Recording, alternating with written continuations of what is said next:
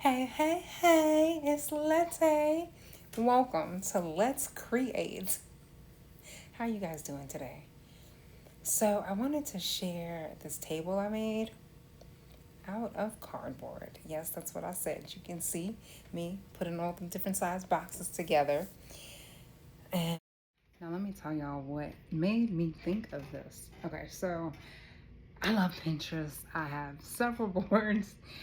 And I saw people creating stuff out of cardboard, and I thought, wow, that's kind of interesting, with the prices today.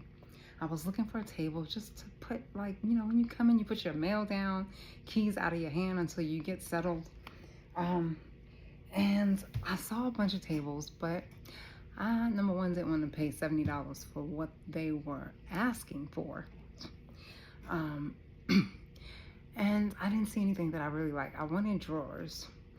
Like right now, we're using it to kind of like tuck away the stuff that my daughter needs when she goes to take the dog for a walk. So it has two drawers. Perfect, right? Can't see it when she puts it away. Anyway, and I have little cubby holes to tuck the mail in. Perfect. So I made this thing. And while it's not perfect, there were a few issues, which we'll talk about in a second. It served its purpose, and it cost me, I think, about $30 in glue and brushes. The boxes I saved from Amazon orders, my moving, which I wish I had thought about it earlier because I had tons of boxes that I could have used for other projects in the back of my mind. So, all right, let's continue. Food. I started with, now this might not have been a great idea, but I started with like old magazine sheets, and I just glued them on, followed by paper that came with the shipping boxes. Getting tired of flipping from my phone to my iPad. Anyway, so what I did was I collected the boxes. I made sure that they fit together. So some of them had to be cut down. We had an issue with that. But some of them had to be cut down, which I was impatient with doing. So if I had taken a little bit more time, it would have been more even. So anyone who is going to do this, make sure that you cut it down so all the boxes are even. Don't think that you're going to be able to cut it down later because it's going to make it more difficult. Okay? So yeah, let's get back to the video. So I used just, like the circulars that come in the mail. I was trying to buy a whole bunch of stuff to make this table. So after gluing the circulars in to make sure that it holds together, right? Because you don't want it to separate. So I glued the boxes together with hot glue. I glued on the paper using a brush and ripping the pages apart and gluing it down like, paper mache. This is a paper mache project. And then after covering it with the magazine circulars, I then covered it with the paper that came in the boxes, which is what you kind of see in the video. Okay, here we go. Okay, so I made sure to round the edges with the paper, so I covered it, right, so that it stays. Then I'm covering it now with the brown paper, and I had outlined where I wanted everything to be glued.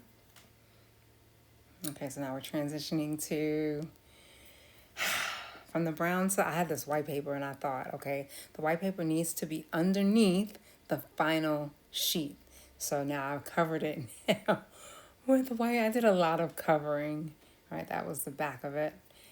And I had debated about this, but white paper. So we're starting with the white paper. Everything is nice and flat and rounded, which is what I needed, except for that lip right there. I was having a lot of trouble with that separation. Right, you see where the scissors are? That comes out way too far. But it was coming together. My drawers, the handles are not what I wanted, but okay. I used pieces of cardboard for the feet, gluing that together. And I didn't want it to be flat drawers, so I had used paper to kind of make and imprint. And this is what I was going to use to cover it. Now I bought this paper from Temu. It was I think it's not rice paper. I think it's the silk mulberry paper. And I was going to cover, it's supposed to be printable. So I had paid for this pattern, this design from Etsy that I was going to print on the paper and then paint or leave it. I wasn't really sure. I wanted it to kind of match the decor of the house. But I could deal with black and white. And every time I printed it, it got this big black stain at the beginning of the paper, and then it would print on the rest. So I couldn't use it. So I was like, okay, well, now what do? I got this design. How do I get it on the paper? So I literally drew and traced, because the paper is very, very thin, drew and pasted the design on there. Then I outlined it in gold colored ink, and then painted them. So I had to paint all the sheets that went. This took a lot more. Okay, I forgot. It wasn't just glue and the brushes. It was also this mulberry paper that I bought from Temu. And then of course, well, I had the paints and stuff because we dabbled in been doing all kind of craft from a kid. So I've had paints and stuff. So I painted it and I thought it was rather nice. So here's what I kind of put together painting it. Well, like I said, I had outlined the flowers and then I had painted the background. Well, the background came first and then I painted over it. So I wanted it to kind of coordinate. And then I let it dry and then I glued them on to the surface, making sure that the pictures matched as best I could. And so it wasn't too bad. I have one issue with this table. Those fat orange lines, I absolutely hate. Didn't mind I was trying to use the colors that I already had on there. And I was like, I didn't want to do the green or too much blue. So I did, and the orange was way too bright. This is what it looks like without. The project is still available on Etsy, I believe. And for further projects, and just come hang out with me. Make sure to subscribe. Peace and love.